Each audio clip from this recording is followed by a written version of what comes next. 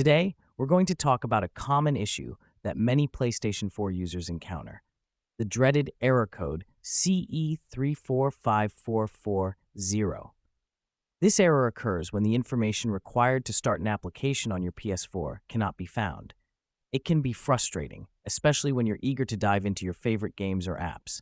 But fear not, because in this video, I'll guide you through some simple steps to fix this error and get you back to gaming in no time. Firstly, let's try restarting your PS4. Sometimes a simple reboot can resolve minor software glitches that may be causing the error. To do this, press and hold the power button on the front of your console until it beeps twice. Then, unplug the power cord from the back of the PS4 and wait for about 30 seconds. After that, plug the power cord back in and turn on your console. Hopefully, this will clear the error and allow you to start your applications without any issues. If the error persists, let's move on to rebuilding your PS4's database. This process can help fix any corrupted data that may be causing the error code CE-34544-0. To do this, turn off your PS4 completely and then press and hold the power button until you hear 2 beeps. This will boot your console into safe mode.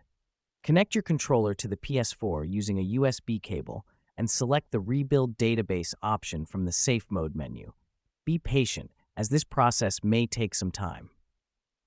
Once it's complete, restart your PS4 and check if the error is resolved. If neither of these methods work, it's time to consider reinstalling the application that's giving you trouble. Start by deleting the application from your PS4. To do this, navigate to the application on your home screen, press the Options button on your controller, and select Delete. Once the application is deleted, go to the PlayStation Store and re-download it. Make sure you have a stable internet connection during this process. Once the application is reinstalled, try launching it again and see if the error code CE-34544-0 is gone. In some cases, the error may be caused by a faulty hard drive. If you've tried all the previous steps and the error persists, you might want to consider replacing your PS4's hard drive. This can be a more advanced solution, so if you're not comfortable with hardware